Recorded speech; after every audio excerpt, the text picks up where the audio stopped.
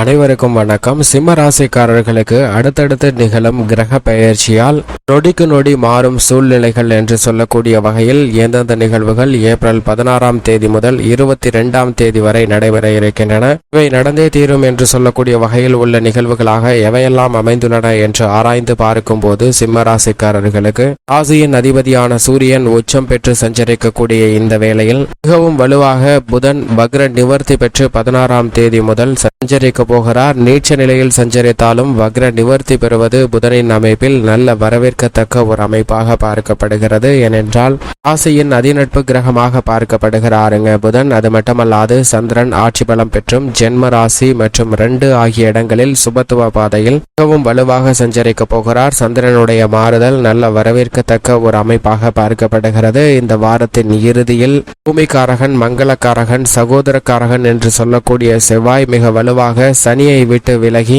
8ஆம் இடமான அஷ்டமஸ்தானத்திற்கு ராகுவுடன் இணைந்து சஞ்சரிக்க போகிறார். 8ஆம் இடத்திற்கு சென்றாலும் சுக்கிரன் உச்சம் பெற்று சஞ்சரிப்பதால் பல மாறுதல்களை சந்திப்பதற்கான வாய்ப்பு செவ்வாயின் அமைப்பு காரணமாக உண்டு. நொடிக்கு நொடி மாறக்கூடிய சூழ்நிலைகளாக பல கிரகநிலைகளில் ஏற்படக்கூடிய மாறுதல் நிச்சயமாக சிம்மராசிக்காரர்களுக்கு அமைய போகிறது என்பதை தெளிவாக உறுதிப்படுத்துகிறது.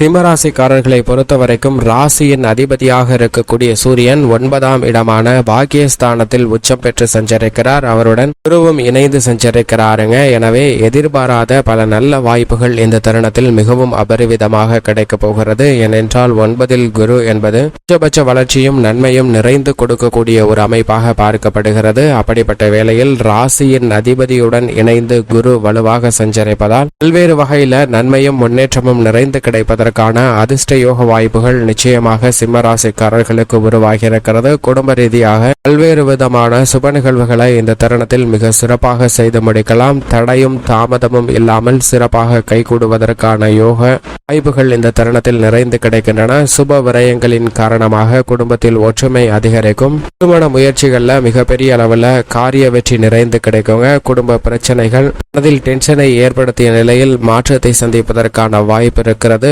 குழந்தைகள் மற்றும் குடும்ப உறுப்பினர்களால் சந்தித்து வந்த பல பிரச்சனைகள் விலகி உடல் நலத்திலும் சரி மனநலத்திலும் சரி ஒரு திருப்திகரமான சூழ்நிலை எட்டப்படுவதற்கான சாத்தியக்கூறுகள் மிகவும் அதீதமாக சிம்மராசிக்காரர்களுக்கு கிடைக்கிறது என்பதை கிரகநிலைகள் உறுதிப்படுத்துகின்றன. இது மட்டுமல்லாது இந்த தருணத்தில் நீங்கள் செய்யக்கூடிய சிறு முயற்சி கூட மிக பெரிய அளவில் நல்ல பல நன்மைகளை பெற்றுத் தருவதற்கான வாய்ப்பும் யோகமும் மிகவும் வலுவாக கிடைக்கிறது என்பதை சூரியன் மற்றும் குருவின் அமைப்பு உறுதிப்படுத்துகிறது. ஆனால் அதே வேளையில் சனியை விட்டு விலகக்கூடிய செவ்வாய் மிகவும் வலுவாக அஷ்டமஸ்தானத்தில் வீற்றிருக்கக்கூடிய ராகுவுடன் இணைய போகிறார். புதனும் வக்ர நிவர்த்தி பெற்று நீச்ச நிலையில் அஷ்டமஸ்தானத்தில் வலுவிழந்து காணப்படுகிறாருங்க. ஆனால் சுக்கிரன் உச்சம் பெற்று அஷ்டமத்தில் இருப்பதால் செவ்வாய் சுக்கிரனுடன் இணையக்கூடிய இந்த தருணத்தில் உச்ச சுக்கிர மங்கள யோகமானது நிறைந்து கிடைக்கிறது. எனவே பல தடைகள் இருந்தாலும் அவற்றை விலக்கி முன்னேற்ற வாய்ப்புகளை பெறுவதற்கான அதிர்ஷ்ட யோகம் நிறைந்த ஒரு தருணமாக சிம்மராசிக்காரர்களுக்கு நிச்சயமாக பார்க்கப்படுகிறது. அஷ்டமஸ்தானத்தில் உச்சம் பெற்றிருக்கக்கூடிய சுக்கிரனுடன் மங்களக்காரகனாகிய செவ்வாய் இணைவதால் சில மாறுதல்கள் நிச்சயமாக உண்டு. ஆனால் அதே சமயம் நொடிக்கு நொடி மாறும் கிரக அமைப்பும் சூழ்நிலையும் என்று சொல்லக்கூடிய வகையில் செவ்வாய் ராகுவுடன் இணைந்து சஞ்சரிப்பதால் சற்று கூடுதல் கவனமும் விழிப்புணர்வும் மிக முக்கியமாக தேவைப்படுகிறது. ஏனென்றால் அஷ்டம ராகுவால் பல்வேறு விதமான தொல்லைகளை சந்திப்பதற்கான சூழல் உண்டு என்பதை தெளிவாக உறுதிப்படுத்துகிறாருங்க. அது மட்டுமல்லாது மற்றொரு நிழல் கிரகமாக உள்ள மோட்சக்காரகரான கேதுவும் பெரிய அளவிற்கு நன்மை கொடுக்கக்கூடிய ஒரு அமைப்பில் இல்லை. தனஸ்தானம் குடும்பஸ்தானத்தில் கேதுவும் சஞ்சரிப்பதால் பல தடைகள் சிரமங்கள் ஏற்படுவதற்கான சூழல் உண்டு. எனவே எதை செய்தாலும் சற்று முன்கூட்டியே திட்டமிட்டு செய்ய வேண்டிய ஒரு தருணமாக பார்க்கப்படுகிறது.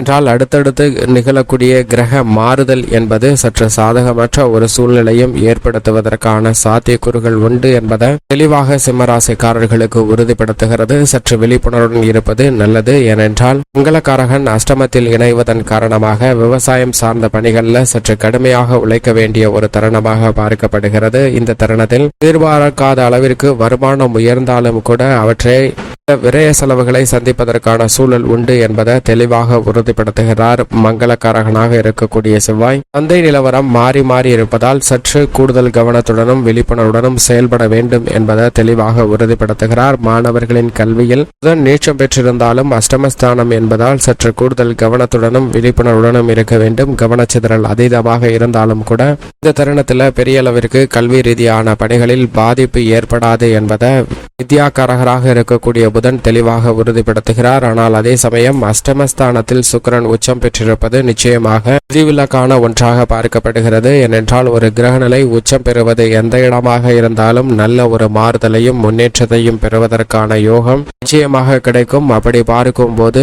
இந்த தருணத்தில் அஷ்டமஸ்தானத்தில் சுக்கிரன் உச்சம் பெற்றிருப்பதால் கலைத்துறை ரீதியான பண ரீதியான பிரச்சனைகள், கொடுக்கல் வாங்கல் ரீதியான சிரமங்கள் விலகுவதற்கான நல்ல வாய்ப்பு உண்டு என்பதை தெளிவாக உறுதிப்படுத்துகிறார். இந்த தருணத்தில் நீங்கள் திட்டமிட்டு முன்னெடுக்கக்கூடிய காரியங்கள் அனைத்திலும் நல்ல முன்னேற்ற வாய்ப்புகளும் பிரமாண்டமான வெற்றி யோகமும் நிறைந்து கிடைப்பதற்கான சாத்தியக்கூறுகள் உண்டு. அரசியல் துறை சார்ந்த பணிகளில் ஜனநாயக கடமை ஆற்றக்கூடிய ஒரு மிக சிறந்த வாரமாக இந்த வாரம் பார்க்கப்படுகிறது. அது மட்டுமல்லாது இந்த தருணத்தில் மக்கள் மத்தியிலும் கட்சியிலும் செல்வாக்கு அதிகரிக்கும். நீங்கள் எதிர்பார்க்கக்கூடிய வளர்ச்சியும் முன்னேற்றத்தும் மிக சிறப்பாக கிடைக்கக்கூடிய வாய்ப்பும் யோகமும் இந்த தருணத்தில் கிடைக்கிறது என்பதை தெளிவாக சுக்கிரன் உட்பட பல கிரகநிலைகள் உறுதிப்படுத்துகின்றன. ஏனென்றால் இந்த வாரத்திற்கு பிறகு 25ஆம் தேதிக்கு பிறகு சுக்கிரன் 9ஆம் இடமான பாக்கியஸ்தானத்திற்குள் நுழைகிறார். உச்சம் பெற்ற ராசியின் அதிபதி மற்றும் குருவுடன் இணைந்து சஞ்சரிக்க போகிறாருங்க. எனவே பல அதிரடியான மாற்றங்களை சந்திப்பதற்கான யோகம் உண்டு. எனவே இந்த தருணத்தில் நொடிக்கு நொடி மாறும் கிரகநிலைகளின் அமைப்பு காரணமாக சூழ்நிலையில் மாற்றம் ஏற்படுவதற்கான சாத்தியக்கூறுகள் உண்டு. எனவே எதை செய்தாலும் ஒரு முறைக்கு இருமுறை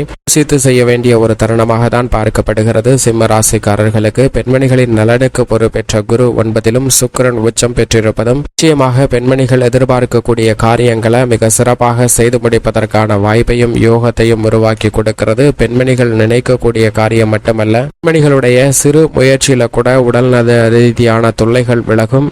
ஒற்றுமை ஏற்படுத்துவதற்கான சாத்தியக்கூறுகள் கிடைக்கும். அது மட்டுமல்லாது திருமணம், புத்திரபாக்கியம் உள்ளிட்ட பல சுப நிகழ்வுகளை சந்திப்பதற்கான யோகமும் உண்டு. சந்திரன் மிக வலுவாக 12ஆம் இடத்தில் உச்சம் பெற்றும் பலம் பெற்றும் பின்னர் ஜென்மராசி 2 ஆகிய இடங்களில் சுபத்துவ பாதையில் வளர்பிறை சந்திரனாக சஞ்சரிப்பதால் நல்ல முன்னேற்ற வாய்ப்புகள் சந்திரனின் அமைப்பு காரணமாக நிச்சயமாக சிம்ம ராசிக்காரர்களுக்கு கிடைக்க போகிறது. சனி பகவான் மிக வலுவாக கண்டச்சனியாக தனித்து சஞ்சரிக்க போகிறாருங்க. இனி கண்டச்சனியாக அமர்ந்திருந்தாலும் பெரிய அளவிற்கு சிரமம் இல்லை. இருப்பினும் மிக பெரிய அளவுல முதலீடு மேற்கொள்ளும் போது தொழில்துறை, வியாபாரத்துறையில் சனியின் அமைப்பை கருத்தில் கொண்டு சற்று சிந்தித்து ஆலோசித்து ஒரு முறைக்கு பல முறை திட்டமிட்டு செயல்படுத்த வேண்டிய ஒரு தருணமாக பார்க்கப்படுகிறது. நியாயமற்ற போட்டிகள் அதிகரித்தாலும் கூட தங்களுக்கான இடத்தை தக்க வைத்துக் கொள்வதற்கான யோகம் இந்த தருணத்தில் தொழில்துறை, வியாபாரத்துறையில் நிச்சயமாக சிம்மராசிக்காரர்களுக்கு உண்டு. உத்தியோக ரீதியாக கண்டச்சனையின் ஆதிக்கம் நிறைந்திருப்பதால் சற்று சிரமம் இருப்பதற்கான வாய்ப்பு உண்டு. எனவே உணர்ச்சி வசப்பட வேண்டாம். நிதானத்துடனும் பொறுமையுடனும் அத்தனை பணிகளையும் மேற்கொள்ளுங்கள். அடுத்தடுத்து நிகழக்கூடிய கிரக பயிற்சியால் நொடிக்கு நொடி உத்தியோகம் சார்ந்த சூழ்நிலையும் மாறுவதற்கான சந்தர்ப்பம் உண்டு. எனவே சிம்மராசிக்காரர்கள் சற்று விழிப்புணர்வுடன் செயல்பட்டால் ஏற்படக்கூடிய சிரமங்களை விலக்கி நன்மை நிறைந்தவையாக மாற்றிக்கொள்ள முடியும். மேலும் சாதகமாக மாற்றிக்கொள்ள நிச்சயமாக சிம்மராசிக்காரர்கள் வாரத்தில் செவ்வாய்க்கிழமை விரதமிருந்து அருகாமையில் உள்ள பெருமாள் ஆலயம் சென்று தீபம் ஏற்றி வழிபாடு செய்யுங்கள். நல்ல பலனும் முன்னேற்றமும் தங்கள் வாழ்வில் இனிதாக கிடைக்கும்.